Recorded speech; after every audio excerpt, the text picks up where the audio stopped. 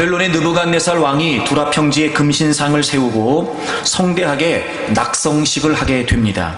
중앙에 그리고 지방의 모든 관리들을 모아놓습니다. 그리고 왕이 명령하기를 음악을 연주하게 되면 모인 모든 사람들이 그 금신상에 절을 해야 된다고 엄한 명령을 내리게 됩니다. 그래서 음악이 울리죠. 모든 사람들이 절을 하게 됩니다. 그런데 유독 돋보이는 세 사람이 있었습니다. 다니엘의 친구 사드락과 메삭과 아벳느고였지요. 그들은 모두가 절하는 그 자리에서도 금신상에 절을 하지 않았습니다. 그 사실을 알게 된 왕이 몹시 화를 내고 이제 그들을 왕 앞으로 데려오도록 합니다. 사드락과 메삭과 아벳느고에게 느부갓네살 왕이 자초지종을 묻습니다. 도대체 너희들이 절을 안 했다고 하는데 그것이 사실이냐? 우리가 읽은 본문 14절에 맨 마지막에 보시면 절을 하지 않았다고 하는데 그것이 사실이냐? 이렇게 묻습니다. 여러분, 여기에서 사실이냐라고 하는 건 사실이다 아니다를 따지려고 묻는 것이 아니라 원래 이 말의 의미는 의도가 무엇이냐 이런 뜻이에요. 다시 말하면 모두가 절을 하라고 하는 그 명령에 너네들은 도대체 무슨 의도로 절을 하지 않았냐는 겁니다. 도대체 너희들이 무슨 생각이길래 내 명령을 어겼냐는 거지요. 도대체 너희들이 무슨 의도로 내 권위에 도전을 하냐는 겁니다. 있을 수 없는 일이었습니다. 그래서 느부갓네살 왕이 묻는 거예요. 도대체 무슨 의도냐는 거지요. 그들의 생각을, 그들의 의중을 지금 느부갓네살 왕이 묻고 있는 겁니다. 그리고 연이어 그들을 회유하듯 이야기하죠. 다시 한번 기회를 주겠다. 다시 한번 악기를 연주하겠다. 그러니 너희들이 이번에는 절을 해야 된다. 그리고 동시에 협박 아닌 협박을 합니다. 너희들이 만약에 절을 하지 않는다면 너희들을 즉시 풀무불에 던져버릴 거다. 그리고 왕이 아주 엄하게 명령을 내린기를 그 누구도 너희들을 내 손에서 건져낼 수 없을 것이다. 그 어떤 신도 너희들을 내 손에서 건져낼 수 없을 것이다. 그러니까 너희들이 이번 기회도 놓치게 되면 너희들은 무조건 풀무불에 던져져서 죽게 된다 라고 그렇게 분명한 어조로 왕이 이야기를 합니다. 그때 사드락과 메삭과 아벳느고는 이야기합니다. 그래도 우리는 절할 수 없다는 겁니다. 여러분, 왕 앞에서조차 이렇게 왕이 너희들을 반드시 죽이겠다라고 말하는 목숨에 위협이 있는 상황에서도 절을 할 수 없다고 단호하게 거절을 했습니다. 이유가 뭐였냐면 그들은 하나님을 섬기는, 하나님을 믿는 하나님의 백성들로서 우상 숭배를 의미하는 금신상에 절하는 행위를 할 수 없었기 때문이었습니다. 즉 죽음의 위기 앞에서도 그들은 믿음을 지켰던 것입니다. 이 이야기를 듣고 왕이 더 화가 납니다. 이제는 우리 표현으로 머리 꼭대기까지 꼭지가 돌 만큼 화가 난 겁니다. 적어도 여러분, 이런 목숨의 위기 앞에서 믿음을 지켰다면 우리는 나름대로 기대하는 바가 있을 겁니다.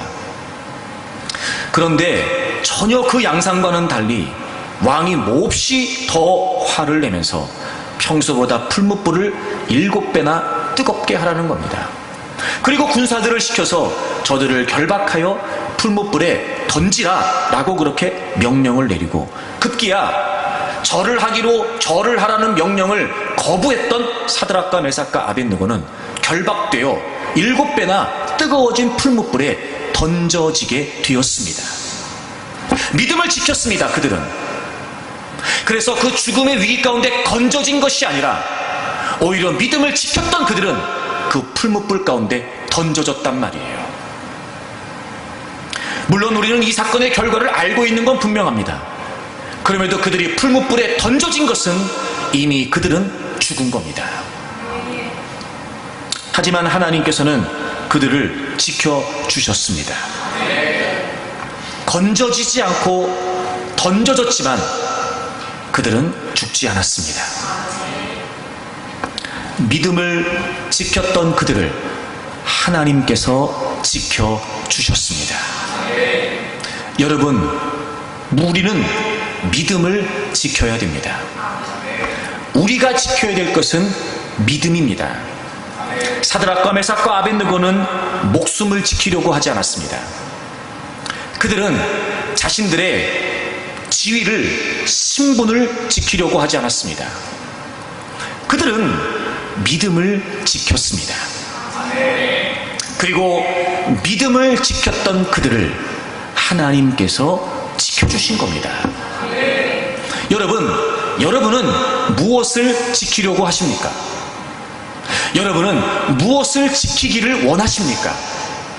여러분은 무엇을 지키기 위해 또 다른 것을 포기하십니까? 여러분은 무엇을 지키기 위해 그렇게 힘쓰고 애쓰시는 겁니까? 여러분은 무엇을 지키기 위해 여러분의 것을 희생하십니까?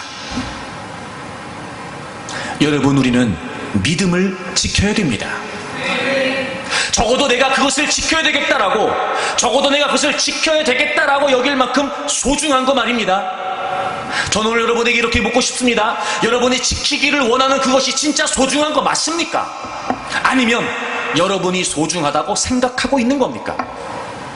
여러분이 지금 그 무언가를 지키기 위해 놓치고 있는 그것이 정말 그렇게 소홀한 것입니까? 아니면 여러분들이 소홀하다고 생각하는 겁니까? 과연 진짜를 우리가 지키려고 하는 걸까? 과연 진짜를 우리가 붙들려고 하는 걸까?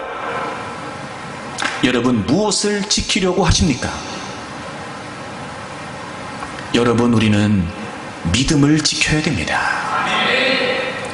우리는 지금까지 살았던 수없이 많은 삶의 현장에서 결코 인정하지 않을 수 없는 한 가지 결론에 도달하게 됩니다. 뭘까요?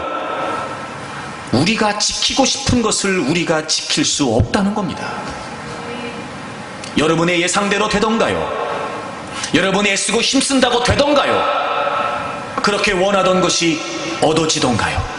지켜지던가요? 그렇지 않습니다. 또 지켜내겠다, 또 지켜내겠다. 아무리 여러분 우리가 발버둥을 쳐봐도 지킬 수 없으니까 지키려고 발버둥 치는 거 아닐까? 지킬 수 없습니다. 하지만 우리는 믿음은 지킬 수 있습니다. 사랑하는 여러분, 믿음을 지키십시오. 우리가 늘 믿음에 관해 이야기를 하는데 정말 그 믿음이 무엇인지를 알고 믿음을 지키려고 하는 걸까? 아니면 단순하게 믿음으로부터 주어지는 결과에만 집착하고 있는 걸까? 여러분은 믿는다라고 하면서 정말 그 믿음을 가꾸고 그 믿음을 성숙해 하고 그 믿음을 지키려고 하는 건지, 아니면 믿음이라고 이야기하면서 믿음으로부터 주어지는 결과에만 집착하고 있는 건 아닌지. 여러분 잘 보세요. 믿음의 결과라면 믿음이 분명해야 그 결과도 주어지는 겁니다. 근데 우리는 믿음이라고 얘기하면서 아주 중요한 핵심이 되는 믿음엔 관심이 없고 믿음의 결과만 얘기하는 겁니다. 믿음이 분명해야 그 믿음에 의해 수반되는 결과도 분명한 겁니다. 이런 믿음이 분명하지 않은데 어찌 믿음의 결과를 얻을 수 있겠습니까? 그러므로 우리가 해야 될 일은 믿음을 지키는 일입니다. 왜 우리가 믿음을 지키지 못하나 봤더니 믿음을 오해하고 있기 때문인 것 같습니다. 그래서 오늘 말씀을 통해서 믿음이 정말 뭘까? 그리고 믿음을 지킨다는 것은 어떤 의미일까? 여러분과 함께 말씀을 나누려고 합니다. 믿음을 지킨다는 게 뭘까요? 자, 오늘 본문을 보시면 서두에 설명을 드렸던 것처럼 느부갓네살 왕이 그들을 불러서 왜 절을 하지 않았냐고 의도를 묻습니다. 그리고 다시 한번 기회를 줄 테니까 무조건 절을 해야 된다라고 말하고, 만약에 너희들이 절을 하지 않으면 즉시 풀무불에 던져 넣을 것이다. 그리고 그 누구도 너희들을 내 손에서 건져낼 신은 없을 거다. 이렇게 이야기를 합니다. 그때 사드락과 메삭과 아벳느고가 왕에게 이렇게 대답합니다. 여러분 16절을 보겠습니다. 사드락과 메삭과 아벳느고가 왕에게 대답하여 이르되 느부갓네살이여, 우리가 이 일에 대하여 왕에게 대답할 필요가 없나이다. 우리가 이 일에 대하여 왕에게 대답할 필요가 없나이다. 이건 무슨 말이에요? 우리가 더 이상 절을 하지 않기로 한 그 결정에 관해 더 이상 당신하고 할 이야기가 없다는 겁니다. 우리의 입장을 변호할 필요가 없다는 겁니다. 더 당신에게 설명할 필요가 없다는 겁니다. 아무리 어떤 이야기를 하고 아무리 어떤 협박을 하고 아무리 우리에게 위협한다 할지라도 금신상에 절하지 않기로 했던 우리의 결정, 금신상에 절하지 않았던 우리는 결코 번복할 의사가 없다는 겁니다. 왕에게 얘기합니다. 더 이상 이 일에 관해 우리 얘기할 필요가 없다는 겁니다. 그렇습니다, 여러분. 믿음을 지킨다는 게 무슨 의미냐? 믿음을 지킨다는 것은 바로 믿음은 그 어떤 것과도 타협의 대상이 아니라는 거예요. 타협의 대상이 아니라는 겁니다. 여러분, 믿음은 타협하는 것이 아닙니다. 믿음을 지킨다는 건 그 어떤 것과도 바꿀 수 없다는 것입니다. 믿음을 지킨다는 건 그 어떤 상황에서도 결코 타협할 수 없다는 겁니다. 여러분, 제가 서두에 설명을 드렸습니다. 지금 이 분위기를 여러분 한번 짐작해 보실까요? 금신상을 세워놓고 많은 관리들을 모아놓고 왕이 지엄한 명령을 내립니다. 다 절하라는 겁니다. 때로는 여러분 그렇게 다수 가운데 섞여 있을 때 말입니다. 절하지 않는 거 그럴 수도 있겠다 싶습니다. 근데 지금은 상황이 그런 상황이 아닙니다. 그들이 발각이 됐고 왕 앞에 지금 있는 겁니다. 얼마나 많은 사람들이 주목을 했을까? 이제 왕과 다니엘의 그 세 친구에게 모든 사람의 이목이 지금 쏠리고 있는 겁니다.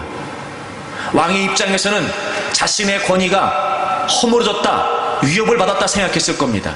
그러니 느부갓네살 왕이 그들에게 이야기했던 어조는 굉장히 강압적이었을 겁니다. 지금 이 분위기는요, 상당히 살벌한 분위기라고요. 지금 어쩌면 바로 그들을 죽이지 않고 한 번 더 기회를 준다는 건 그들에게 주어지는 특혜일 수도 있습니다. 그렇게 회유하고 협박 아닌 협박을 해가면서 이렇게 지금 막 고조되고 긴장되어 있는 분위기에 왕이 다시 한번 절하라고 명령을 합니다. 와, 여러분, 그 분위기에 있다는 것만으로도 굉장한 압박이 되지 않을까, 그들에게? 여러분, 그들이라고 목숨이 소중하지 않았을까? 여러분, 그들이라고 그 왕의 명령이 두렵지 않았을까? 그런데 그들은 단호합니다. 왕이시여, 우리가 이 일에 대하여 왕에게 대답할 필요가 없습니다. 더 이상 거론하지 맙시다. 이건 타협할 문제가 아닙니다. 어허, 저기 지금 당신이 뭘 잘 모르나 본데 내 믿음을 그렇게밖에 평가 못하는 겁니까? 지금 당신이 내 믿음을 과소평가하나 본데 지금 이런 분위기에 당신이 나를 몰아간다고 하여 내가 절할 것 같습니까? 내 믿음이 그렇게 하찮은 줄 아십니까? 어허, 왕이시여, 이 일에 관하여 더 이상 당신하고 얘기할 필요 없습니다. 나는 절하지 않을 것입니다. 믿음은 타협하지 않는 겁니다. 이럴 수 있지 않았을까요, 여러분? 나름대로 사드락과 메삭과 아벳느고가 자신들의 입장도 있고 상황도 있고 왕도 있고 하니까 막 자신들의 입장을 이해시키는 거예요. 이해시키는 거예요. 아, 저기 그런 게 아니고요, 뭐 꼭 그런 게 아니고, 이렇게 말입니다, 왕에게. 또 여러분, 이럴 수도 있지 않을까? 자신들의 입장을 설명하면서 설득시키는 거예요. 아니, 우리가 꼭 그런 건 아닌데, 지금 상황이, 내가 그래도 하나님을 믿는데, 꼭 그런 건 아니에요. 나를 좀 이해해 주세요. 내 형편이 좀 이런 겁니다. 이렇게 설득하려고 시도하고 싶지 않았을까요? 이럴 수도 있을 거예요. 아니, 꼭 이렇게 대놓고 절하라고만 하지 말고 나도 왕에게 충성을 할 테니까 다른 방법은 없겠습니까? 다른 방법은?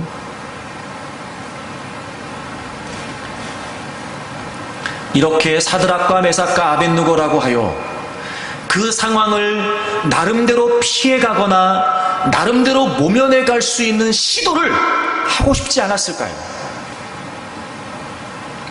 하지만 여러분, 사드락과 메삭과 아벳느고는 결코 자신들의 목숨이 위협을 받고 있으며 왕이 그들을 지금 강압적으로 절하도록 명령하고 강요하고 있는 이 상황에 결코 비굴하거나 비겁하거나 믿음으로 눈치를 보고 있지 않다는 겁니다.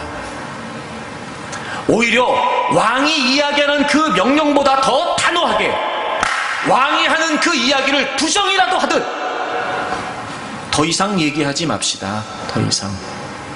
그리고 그들이 이유를 이야기합니다. 17절 보세요.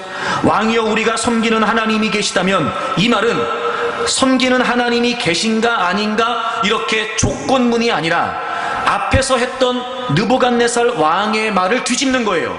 15절 맨 마지막에 능히 너희를 내 손에서 건져낼 신이 누구이겠냐라고 말했잖아요. 그 누구도 어떤 신도 너희들을 건져낼 수 없다라고 말했던 그 느부갓네살 왕의 말을 전적으로 반박하는 거예요. 확신 있게 보라 이런 뜻이에요. 그 주제를 전환시키는 거예요. 보십시오. 당신은 그렇게 말했지만 그렇지 않습니다. 하나님은 살아 계십니다.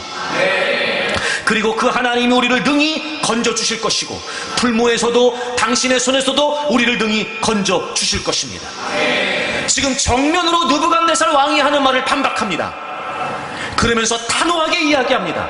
설득시키거나 이해시키거나 비겁하게 대처하지 않았습니다. 모면하려고 하지 않았습니다. 분명하고 단호했습니다. 우리는 어떤 상황에서도 절하지 않습니다. 그러니 이 일에 관해 다시는 우리하고 이야기하지 맙시다. 그 상황에 굴복했던 것이 아니라 그 상황을 믿음으로 극복했습니다. 여러분, 믿음은요 타협하지 않는 겁니다. 믿음은 그 어떤 상황에서도 타협의 대상이 될 수 없다는 겁니다. 그런데 사실 우리는 그렇지 않습니다. 우리는 얼마나 많은 순간에 믿음을 타협하는지 모릅니다. 사실 여러분, 좋게 말해 타협이지 우리는 여러분 대개 경우 믿음을 내팽개치고 삽니다. 더 제가 직접적으로 얘기해 볼까요? 우리가 필요할 때만 믿음 얘기합니다. 우리가 아쉬울 때만 믿음 얘기합니다. 그리고 정작 믿음이 뭔지, 그리고 믿음으로 어떻게 살아야 되는 건지, 내가 믿는다는 게 무슨 의미인지조차도 잃어버린 채 아무런 관심도 없이 삽니다. 그리고 믿음 얘기합니다. 여러분, 왜 점점 우리의 믿음이 세상의 그 무엇과 타협의 대상이 되는 걸까요? 그건 여러분, 우리가 믿음이 무엇인지를 잘 몰라서 그렇습니다. 우리가 믿음을 지금 오해하고 있는 겁니다. 하나님을 믿는다는 것이 무엇인지를 모르고 있다는 거지요. 물론 우리가 믿음과 관련하여 그 어떤 기대를 하고 있으나 믿음이 분명하지 않으니까 그 기대조차도 왜곡돼 버리는 겁니다. 여러분, 이게 지금 뭔가 잘못돼도 한참 잘못됐습니다. 믿음이 뭘까요, 여러분? 믿음이. 자, 요한복음 1장을 찾겠습니다. 5절입니다. 빛이 어둠에 빛이 돼 어둠이 깨닫지 못하더라. 여기서 빛은 예수 그리스도를 의미합니다. 여러분, 빛은 예수님이세요. 그럼 상대적으로 어둠은 뭘까요? 이 세상이에요. 빛과 어둠. 자, 그런데 빛이 어둠에 비쳤답니다. 즉 예수 그리스도께서 세상에 오셨어요. 그런데 세상이 그 예수 그리스도를 깨닫지 못했다는 거예요. 여러분, 잠깐 저를 보시겠어요? 자, 빛이 어둠에 비쳤어요. 그럼 우리는 상식적으로 빛이 어둠에 비쳤기 때문에 어둠은 당연히 빛을 알 거라고 생각해요. 근데 빛이 어둠에 비쳤는데도 어둠이 빛을 깨닫지 못했대요. 여러분, 우리가 예수 그리스도를 믿고 깨닫고 예수 그리스도를 믿겠다고 한 거는요, 이거 정말 기적입니다. 빛이 비쳤다고 해서 어둠이 빛을 다 하는 게 아니에요. 예수님을 안다고 해서 예수님을 다 믿는 게 아니에요. 그러니까 우리가 예수님을 믿는다는 건요, 이거 정말 기적적인 일입니다, 이거. 네. 빛이 어둠에 비쳤는데 어둠이 깨닫지를 말이 안 되잖아요. 이게 상식적으로 빛이 어둠에 비치면 어둠은 없어지고 당연히 거긴 빛이에요. 근데 빛이 어둠에 비쳤는데 어둠이 빛을 깨닫지를 못한답니다. 10절을 보겠습니다. 그가 세상에 계셨으며, 바로 빛 되신 예수님이 세상에 오셨잖아요. 세상은 그로 말미암아 지은 바 되었을 때 세상이 그를 알지 못하였고, 심지어 그 빛 되신 예수 그리스도가 누구시냐면 세상을 지으신 창조주세요. 근데도 세상은 그를 몰랐다는 거예요. 인정하지 않았다는 거예요. 깨닫지 못했다는 거예요. 11절, 자기 땅이 오매. 그래서 자기 땅이에요. 예수님이 세상을 만드셨으니까, 창조주이시니까 이 땅은 누구의 땅이에요? 주님의 땅이에요. 그래서 자기 땅이에요. 그러니까 주님이 주님의 땅에 오신 거예요. 주인 대신 주님이 오셨단 말이에요. 그런데 자기 백성이, 그러니까 당연히 이 생은 다 자기 백성이에요. 왜? 그분이 만드셨으니까. 근데 놀랍죠? 자기 백성이 뭐 하지 않았답니까? 영접하지 않았답니다. 그러니까 빛이 세상에 비쳤는데, 어둠에 비쳤는데 어둠에 깨닫지를 못한다는 게 무슨 말이에요? 그 빛 대신 예수 그리스도를, 창조주신 예수 그리스도를, 주인 대신 예수 그리스도를 영접하지 않았다는 거예요. 그런데 12절 보세요. 우리 성경엔 빠져 있는데 원문에는 그러나 라고 하는 접속사가 있어요. 그러나 12절, 영접하는 자. 그러니까 앞에 나와 있던 내용이 반대예요.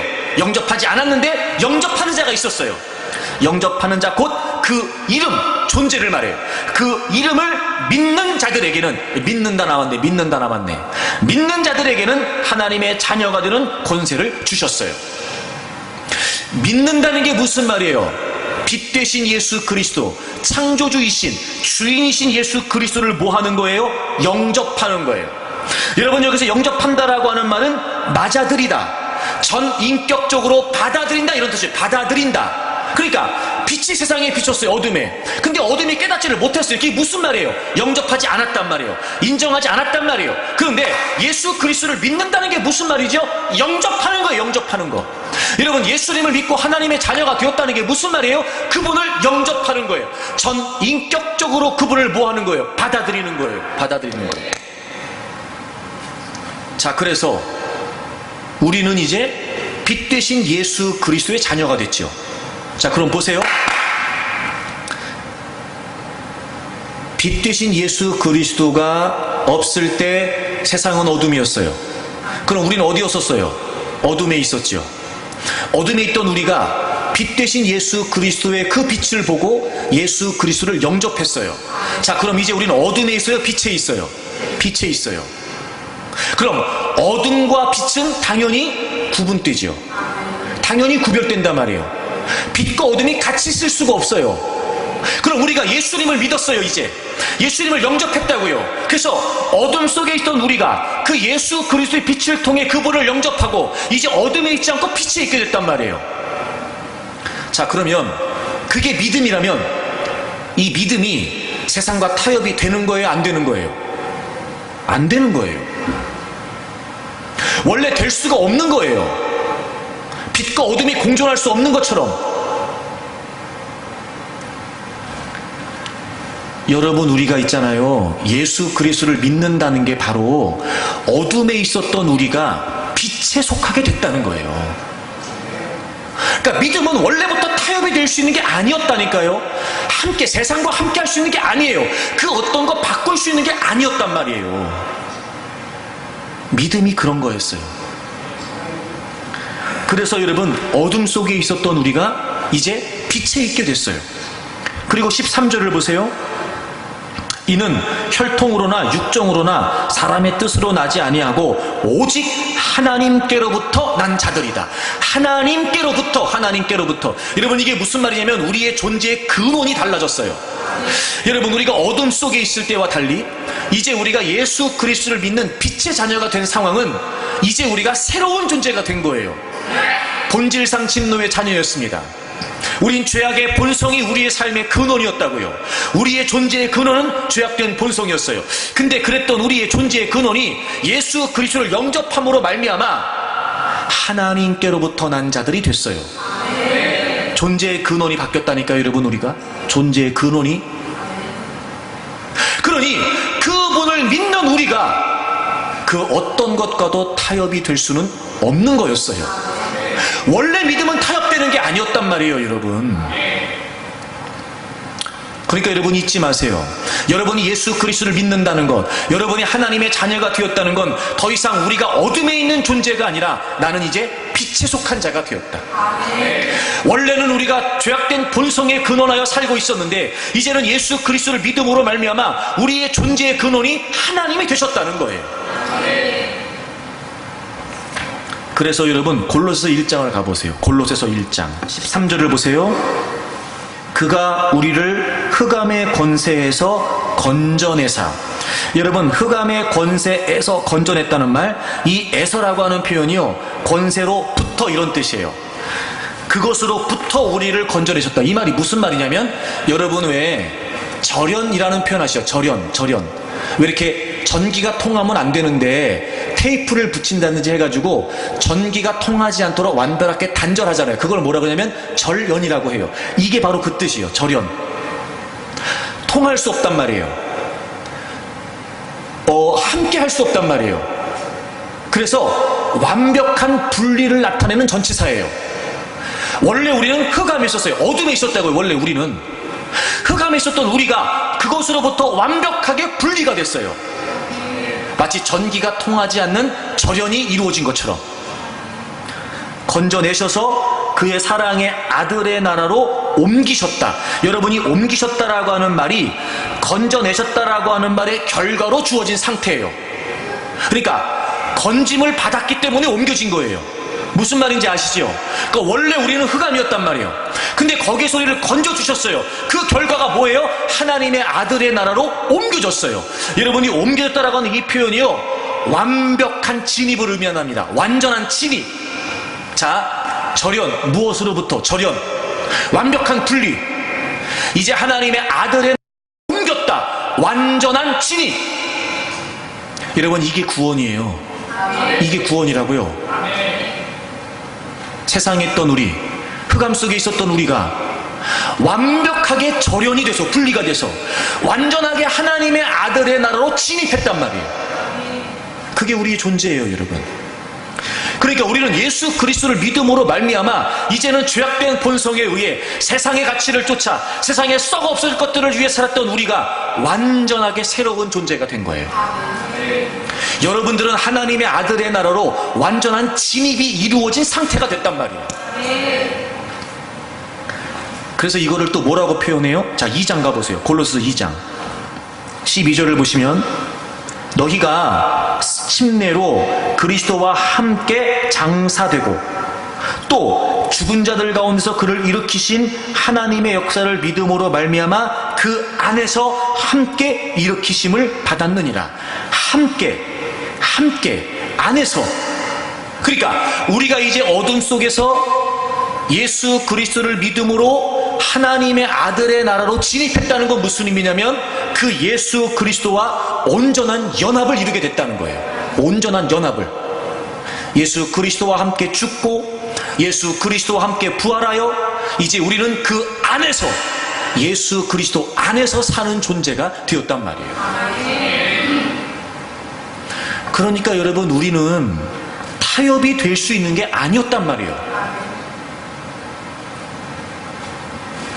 왜 우리가 자꾸 타협하냐면요, 우린 믿음이 뭔지를 자꾸 오해하고 있는 거예요. 지금 믿음을 제대로 깨닫지 못하고 있는 거예요. 여러분, 믿음이라는 건 그냥 맹목적으로 믿는다는 게 믿음이 아니에요.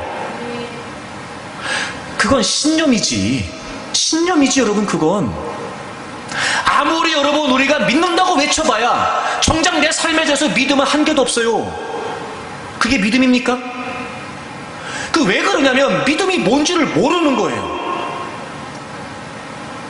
내가 예수 그리스도를 믿는다는 건 어둠 속에 있었던 내가 예수 그리스도를 믿음으로 말미암아 내가 이제 하나님의 나라에 속한 완전하게 다른 존재가 된 거예요. 완전하게 다른 존재. 뭘 해서 그렇게 되는 게 아니라 우리가 이미 그런 존재와 그런 상태가 되었다는 겁니다. 에베소 2장을 찾아보세요. 에베소서 2장 12절부터 보겠습니다. 에베소 2장 12절을 보세요.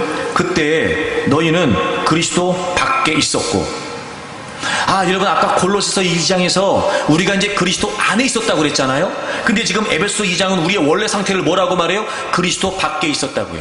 어둠 속에 있을 때, 빛이 비추기 전에 어둠 속에 있을 때 우리는 그리스도 밖에 있었어요. 이 밖에 있었다는 말이 무슨 말이냐면 아무 상관이 없었단 말이에요. 상관이 있을 수가 없었죠, 여러분. 우리가 아무 상관 없었습니다, 여러분. 우리가. 그리고 13절 보세요. 그랬는데 이제는 전에 멀리 있던 너희가 그리스도 예수 안에서 그리스도의 피로 가까워졌대요. 그리스도 밖에 있었던 우리가 이제 그리스도 안에 있게 되었고, 전에는 하나님과 멀리 있던 우리가 이제 하나님과 어떻게 됐대요? 가까워졌대요.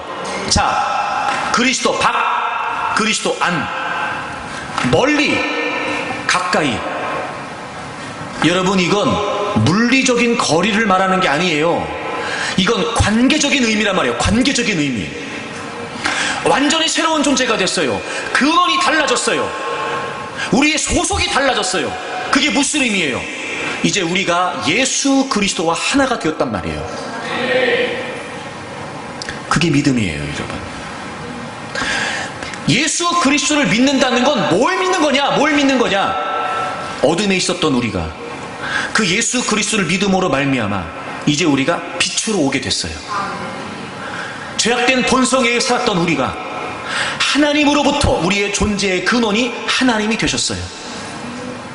하나님 그리스도 밖에 있었던 우리가 그리스도 안에 있게 되었고, 하나님과 멀리 있던 우리가 하나님과 가까이 있게 됐단 말이에요. 자, 보세요. 예수 그리스도를 믿는 순간 우리에게 이 모든 결과가 그대로 이루어지게 된 겁니다. 이루어져 가는 게 아니라 이미 이루어진 거예요. 그러니까 우리는 완벽하게 세상과 구별된 존재가 됐단 말이에요. 그리고 우리가 이 믿음을 분명히 하고 이 믿음을 추구해가고 이미 예수 그리스도를 믿음으로 우리에게 주어진 이 결과를 위해 산다면 점점 우리는 세상과 타협점이 없어지게 되는 거예요. 그러니까 여러분, 믿음이 무엇인지를 분명히 해야 됩니다. 그래야 믿음을 지킬 수 있어요. 그래서 이제 우리가 예수 그리스도를 믿음으로 말미암아 하나님과 멀리 있었던 우리가 하나님과 가까워졌단 말이에요.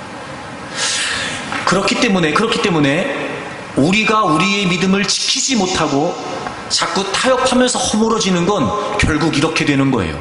여러분, 야고보서 4장을 찾으세요. 야고보서 4장 4절을 보세요. 간음한 여인들아, 세상과 벗된 것이 하나님과 원수됨을 알지 못하느냐.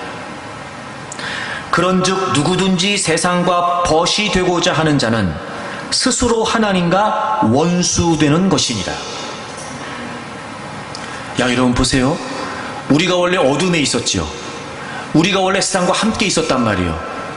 그런데 예수 그리스도를 믿음으로 말미암아 이제 우리가 빛이 됐어요. 우리의 소속이, 근원이, 신분이, 존재가 달라졌어요. 그럼에도 불구하고 여전히 세상과 벗어나려고 해요. 그럼 그게 뭐가 되는 거예요? 하나님과 원수되는 거라고요. 맞죠, 여러분? 그럼 믿음을 지키려고 하는 건 하나님 안에 있으려고 하는 거예요. 근데 믿음을 타협하는 건 뭐예요? 하나님과 원수되는 거예요. 원래 원수였어요, 하나님과 우리가. 근데 예수 그리스도를 믿음으로 하나님과 벗이 됐어요. 이제 하나님 안에 있는 존재가 됐다고요. 근데 여전히 믿음으로 산다고 하면서도 세상과 타협을 해요. 세상과 타협을 시도해요. 세상과 믿음을 맞바꾸려고 해요. 그게 뭐 하는 거라고요? 스스로 하나님과 원수되는 거예요. 여러분 잘 들으세요. 스스로. 제가 늘 여러분에게 얘기했어요. 물론 모든 믿음과 관련된 모든 역사, 우리의 믿음의 성숙까지도 하나님이 이끄시고 성령님이 주도하시는 거 맞아요. 하지만 성령 하나님은 억지로 하지 않으세요. 하나님은 우리가 자의적으로 하나님을 섬기기를 원하세요. 의지를 갖고 힘쓰고 믿음으로 살려고 몸부림치고 간절히 주님의 도우심을 구하고 매달리면서. 그래서 오늘 성경이 표현하기를 세상과 벗이 되고자 하는 것은 스스로 하나님과 원수되는 거래요. 누구 탓할 수 있어요? 없어요? 없어요. 스스로. 사랑하는 여러분, 여러분 스스로 지금 여러분의 상태를 점검하세요. 여러분 스스로 지금 여러분의 상태를 점검하라고요. 내 영적인 성향이 어떠한가? 지금 내 영적인 상태가 어떠한가? 지금 내가 영적인 성장과 영적인 성숙을, 영적인 갈망을 내가 지금 향하고 있는가? 예수 그리스도를 믿음으로 말미암아 내가 지금 그 성경적인 바른 믿음을 추구해 가고 있는가? 여러분 스스로 살펴야 됩니다. 우리는 끊임없이 자신을 쳐서 복종시키지 않으면 자꾸 과거의 모습으로 돌아가려고 하는 성향이 있어요. 세상과 가까워지려는, 죄와 가까워지려는, 하나님의 말씀을 제쳐놓고 오히려 우리의 육적인 성향을 쫓아 살려고 하는 그런 기질이 우리에게 여전히 있단 말이에요. 여러분, 그냥은 안 돼요. 그러므로 우리가 적어도 믿음을 지키려면 믿음이 무엇인지를 분명히 하고, 결코 우리가 믿는 그 믿음이 타협의 대상이 되지 않는다는 걸 확실히 하셔야 돼요.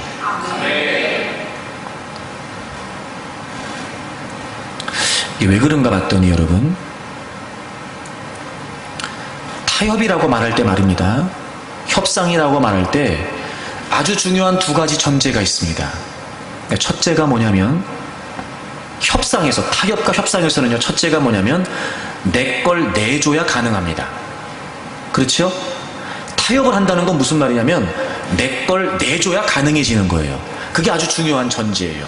또 하나, 두 번째 전제가 뭐냐면, 타협을 한다는 건, 그렇게 내 걸 내주고서도 타협을 한다는 건 무슨 의미냐면 상대의 것이 내 것보다 더 좋다는 거예요. 내가 갖고 있는 것보다 그것이 더 좋기 때문에 그걸 얻으려고 내 걸 내주는 거죠. 그게 타협이고 협상이에요. 이 두 가지 아주 중요한 전제입니다. 내 걸 내줄 수 있다. 그리고 상대의 것이 내 것보다 더 좋다. 이 자기 판단이거든요. 이게 타협이에요. 자, 보세요. 그러면 왜 우리가 믿음을 자꾸 타협의 대상으로 삼는 걸까? 이 믿음이 얼마나 소중한지를 모르는 거예요. 믿음보다 내 눈에 보여지는 게 더 좋다고 여겨지는 거예요. 상대적으로 믿음은 그만한 가치도 의미도 안 되는 거예요.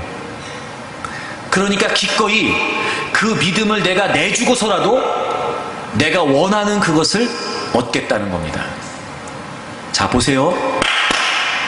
우리가 쏟고 있는 게 뭐냐? 어쩔 수 없는 상황이라는 거예요. 천만에요. 그렇지 않아요. 여러분이 한 번만 더 생각해 보세요. 어쩔 수 없는 상황이어도요, 우리가 원하는 걸 하기 위해 그 어쩔 수 없는 상황을 해결합니다. 우리는. 그렇죠?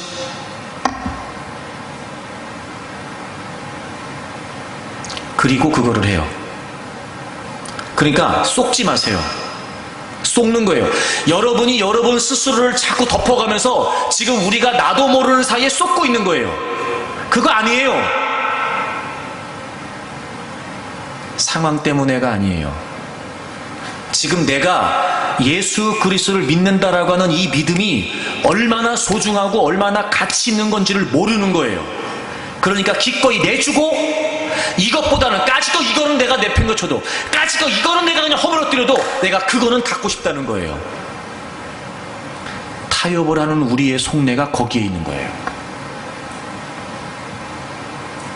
자, 그러면 이렇게 생각해 볼까요?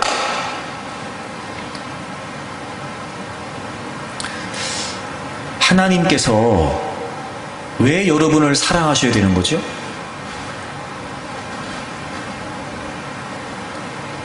왜요? 여러분, 예수님께서 왜 여러분의 죄를 위해 죽으셔야 되는 겁니까? 왜요? 뭐 때문에요? 왜 하나님의 아들 예수님을 버려야 되는 거죠? 왜 예수님이, 하나님이셨던 예수님이 우리 때문에 기꺼이 육신의 몸을 입고 이 땅에 오셔야 되는 거였습니까? 왜? 이유가 뭐지요? 이유가? 왜요? 왜? 그럴 이유가 없어요. 이유가 없다니까? 여러분 생각해 보십시오. 예수 그리스도의 존재의 가치와 우리의 존재의 가치가 비교가 돼요? 안 돼요. 아니, 이 모든 천하를 다 한다고 한들 예수 그리스도의 가치와 견줄 수 있을까요? 우리 모든 인류가 다 아우성을 치면서 그래도 바꿔주세요. 예수님하고 우리하고 바꿔주세요. 우리 모든 인류가 다 아우성을 친다고 한들 그 존재의 가치가 비교가 될까요? 안 돼요. 이유가 없다니까? 이유 없어요. 그런데 하나님이, 예수님이 그렇게 하셨어요. 그리고 그것은 어마어마한 대가를 지불하신 거예요. 여러분, 참 저는 그게 불만인데요. 당신 죄인입니까? 아멘. 예수님이 당신의 죄를 위해 죽으신 거 믿습니까? 아멘. 그래서 당신은 이제부터 예수님 믿습니까? 아멘. 난 이걸로 믿음을 끝낸다는 게 정말 나는 아쉽습니다. 믿음은 그런 거 아니에요. 여러분, 예수 그리스도께서 우리를 위해 죽으셨다는 게 어떤 의미인데, 도무지 우리가 그 어떤 말로도 표현하고 설명될 수 없는 어마어마한 값비싼 대가를 치르시고 우리를 건지신 거예요. 근데 이유가 없어요. 우리 쪽에서 내세울 이유가 아무것도 없다고요, 여러분. 그런데 하나님이, 예수님이 그렇게 하셨어요. 로마서 3장을 보세요. 로마서 3장 19절부터 보세요. 우리가 알거니와 무릇 율법이 말하는 바는 율법 아래에 있는 자들에게 말하는 것이니 이는 모든 입을 막고 온 세상으로 하나님의 심판 아래 있게 하려 함이라. 우리의 상태였습니다. 우리는 여러분 그 누구도 율법 앞에 완전한 사람이 없어요. 거기 그런 표현이 있죠. 모든 입을 막고. 그 어떤 상황에서도 우리가 핑계대거나 변명할 수 없어요. 그 누구도 율법 앞에서는 다 죄인이에요. 그래서 우리에게 주어진 결과가 뭐죠? 하나님의 심판이에요. 누구 때문이 아니라 우리 때문이라니까요, 여러분. 우리 때문에. 그래서 하나님의 심판 아래에 있었어요. 그래서 20절을 보세요. 그러므로 율법의 행위로 그의 앞에 의롭다 하심을 얻을 육체가 있어요, 없어요? 없어요. 율법으로는 그 누구도 의롭다 하심을 얻을 수가 없다고요. 와, 그런데 여러분 보세요. 21절 보세요. 이제는 율법 외에, 원래 율법으로 우리는 다 하나님의 심판이었는데 하나님이 방법을 생각해내셨어요. 율법으로는 우리가 하나님의 심판을 벗어날 재간이 없으니까 율법 외에, 여러분 기가 막히지 않아? 율법 외에 또 다른 하나님의 의를 세우셨어요.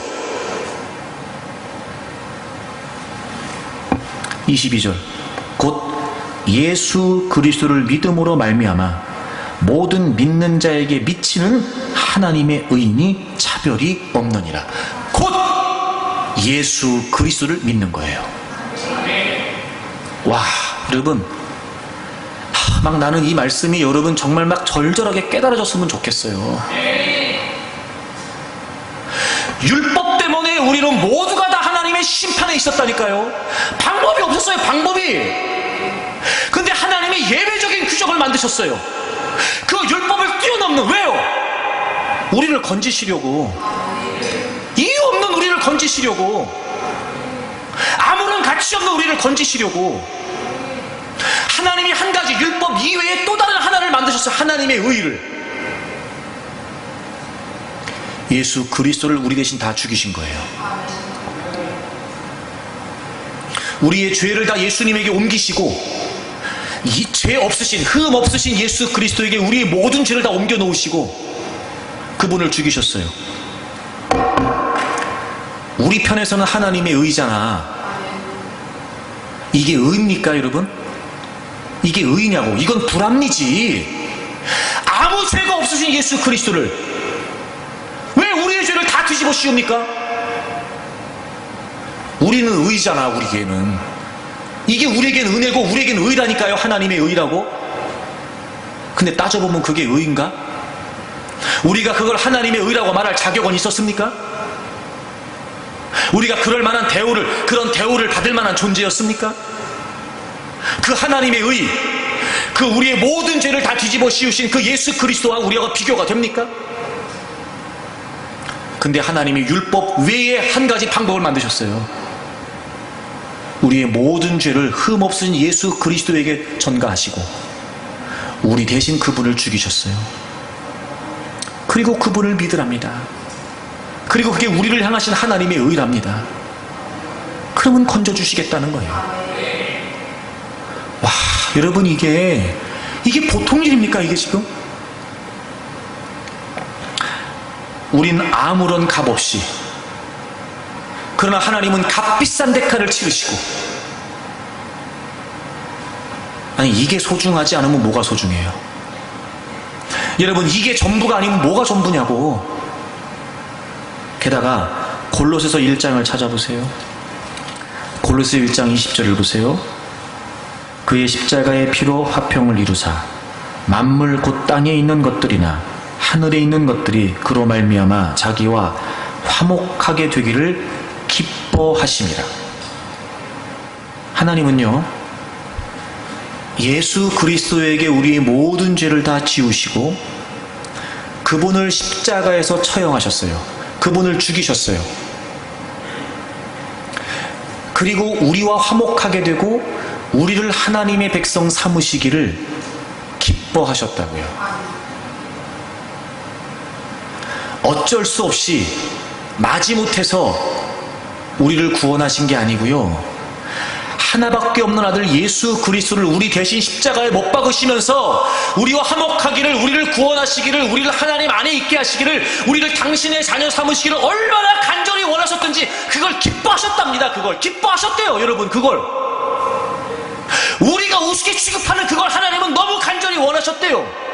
우리가 아무 때나 아무거나 그냥 맞바꾸는 그 믿음 말입니다. 그걸 위해 하나님은 값비싼 대가를 치르셨는데 그걸 너무 원하셨대요. 너무 원하셨대요. 그거를 우리는 돈과 바꾸고, 명예와 바꾸고, 관계와 바꾸고, 권력과 바꾸고, 내 위치와 바꾸고, 내 자존심과 바꾸는 그 믿음 말입니다. 우습게 취급하는 그거 말이에요. 그걸 우리에게 주시기 위해서 하나님은요, 얼마나 간절히 원하셨던지 예수 그리스도를 죽이시기를 기뻐하셨답니다. 여러분, 이게 구원입니다. 이게 구원입니다. 이게 소중하지 않아요? 이게 전부가 될 수 없습니까? 여러분에게? 그 어떤 것과도 바꿀 수 없는 온전한 보물이 될 수 없다는 겁니까? 왜 소중하지 않은 겁니까? 왜 거기에 의미를 부여하지 못하는 거죠? 왜 그것이 최고의 가치가 된다는 걸 모르는 겁니까?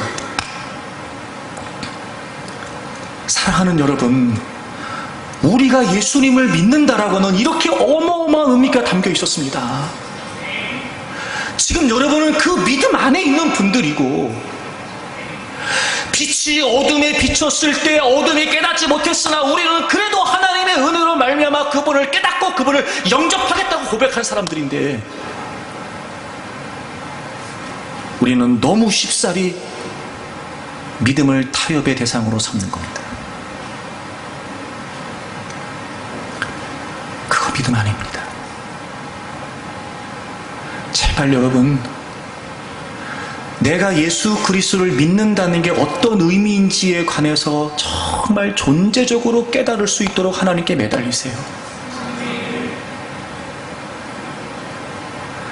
그리고 이제부터는 내가 믿음으로 말미암아 그런 존재가 됐으니까 하나님, 제가 그 믿음을 추구하고, 때로는 우리 연약함과 우리의 부족함 때문에 믿음을 내어주기도 하지만 그런 모습 때문에 가슴을 치고, 그런 우리 연약함 때문에 또 하나님의 도우심을 구하고, 때로는 그 하나님의 사랑이 나에게 강권적으로 역사하심으로 하나님 안에 있는 그 은혜 때문에라도 내가 그것을 거부할 수 있는 진정한 믿음의 사람이 되겠다고 여지없이 허물어져 있는 우리의 실패와 실수의 현상 앞에 또 하나님께 눈물을 흘려 간구하고 매달리는 겁니다.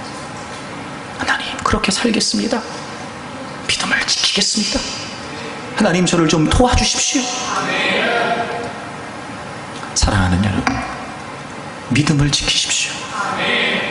결코 타협의 대상일 수 없는 믿음, 이 소중하고 이 가치 있고 정말 내 인생의 전적인 의미가 되는 전부라고만 할 수 있는 이 예수 그리스도를 믿는 믿음 말입니다.